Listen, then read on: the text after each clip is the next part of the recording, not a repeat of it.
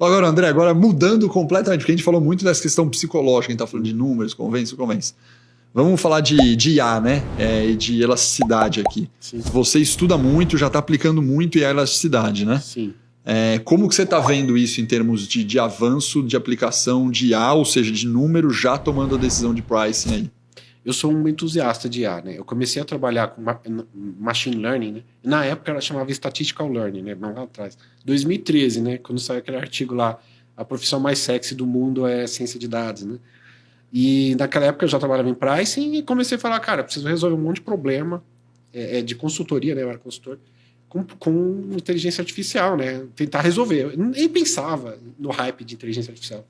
Olha, eu preciso resolver esse negócio. Imagina, 10 anos atrás estamos falando. É isso aí. Há 10 anos atrás. Então e aí não tinha muita ferramenta. Eu usava R, eu usava programação no próprio VBA, ficava quebrando galho. Para quem não sabe, que hoje pro famoso é Python, né? Hoje é Python. O R é raizeira, né? Raizeira. O R é... E essa nível de máquina. do R é horrível. É horrível, é raizeira. R é pros raízes. E aí eu comecei, né? E aí eu fui tendo várias experiências bem-sucedidas, algumas não, mas isso foi me ajudando, né? Então aí eu fiz um MBA, né, pela FIAP, de Inteligência Artificial, em 2020, e eu tenho aplicado, principalmente no ramo de elasticidade, otimização, um pouco de segmentação também, né? Soluções assim, por exemplo, assim, Market Basket Analysis, que é uma solução que acontece muito em gestão de categorias. Então, o que eu tenho visto é o seguinte, hoje existe um hype em torno da IA, mas as pessoas elas entendem IA como se fosse tecnologia do chat GPT, que é essas tecnologias generativas. E sim, tem um ramo que é grande, da generativa, evoluiu do NLP, né, do Language Processing, e tá ótimo, isso vai resolver muito o nosso problema. Mas falando de pricing, a gente tem um problema numérico.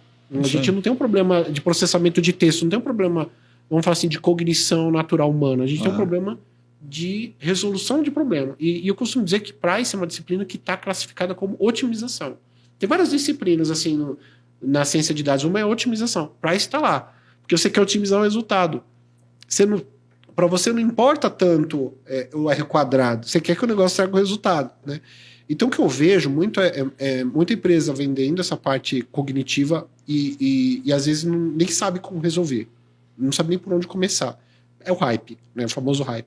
E aí as empresas que trabalham, né, que conseguem trabalhar com machine learning e tal, tem aí um time de machine learning e tal, e elas acabam trazendo uma filosofia muito numérica, né? Como assim numérica? Bom, vou colocar 15 cientistas de dado lá para ficar calculando elasticidade, modelos preditivos e está resolvido. Mais ou menos. Porque o que eles vão fazer? Eles são formados para otimizar o modelagem. Então, o que é otimizar a modelagem? Você desenvolve um modelo, vamos supor que o seu modelo de preditivo é linear. Tá? Uhum. Então, você vai ter uma base de dados enorme, você fatia essa base, então essa base aqui eu vou treinar o algoritmo. Bom, essa outra base aqui eu vou treinar modelos. E essa outra base aqui eu vou testar a solução. Então, você fatia.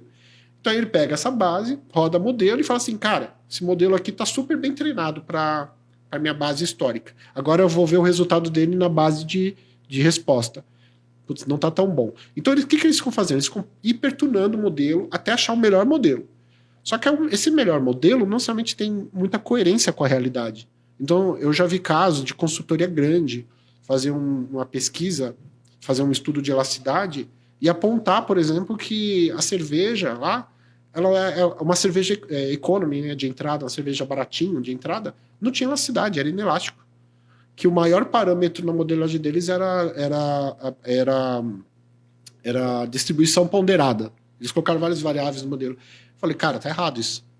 Por quê? Porque... Só vou te dar uma pequena interrupção, porque muita gente, apesar que para nós pode ser mais natural, não sabe exatamente o que você está falando de elasticidade. Então, explica rapidinho o conceito de elasticidade. Elasticidade é o quanto que varia de volume em função de uma resposta de preço. Então, por exemplo, você varia 1% do seu preço, você aumenta 1% do seu preço, de repente seu volume cai 10%. Então, a elasticidade é a medida que te dá esse fator de previsão de quanto que vai ser a sua resposta. E aí tem, só para clarificar aqui também, tem a elasticidade em si, que é uma medida pontual, e tem o quê? A modelagem. O que é modelagem? É uma fórmula. Então, você pode prever o seu volume como uma reta, por exemplo. Então, essa reta chama função de resposta a preço. Tem vários modelos aí, né, econométricos e tal, mas normalmente a gente aprende a reta. E aí, voltando ao machine learning, eles vão pegar e estudar qual é essa melhor função de resposta a preço. E aí pode ser reta, pode ser exponencial, pode ser logarítmica, pode ser várias funções. Inclusive pode ser funções não conhecidas. Por exemplo, se usa redes neurais, árvores de decisão, floresta de decisão. E você tem um rol de algoritmos enorme, de modelos enorme. Só que tem vários modelos que humanamente você não consegue interpretar. Isso. Então, quando você usa esse modelo, você está otimizando, você está falando assim, eu estou tendo um super resultado aqui na minha calibração. Só que esse modelo pode não ser robusto por uma mudança de mercado, por exemplo. Mudou alguma coisa no mercado, o modelo não é robusto. Quem vai te dizer se é robusto? Só o mercado vai te dizer. Então, o que eu digo é preciso ter um pé no chão nessa questão, porque às vezes menos é mais. Às vezes mais robusto é melhor do que um modelo hipertunado, super sofisticado, caro, que roda em um monte de plataforma, entendeu? Eu tive experiência já de rodar um algoritmo com 15 variáveis, era um modelo linear, multivariado. Regressão multivariada. Regressão multivariada, com 15 variáveis. Dava lá 95% de R quadrado. Show de bola. Show de bola.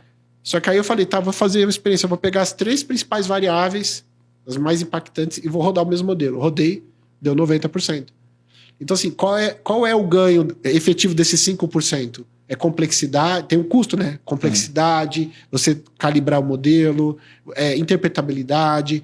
Então, a ciência de dados e pricing ela vai dar certo, com certeza.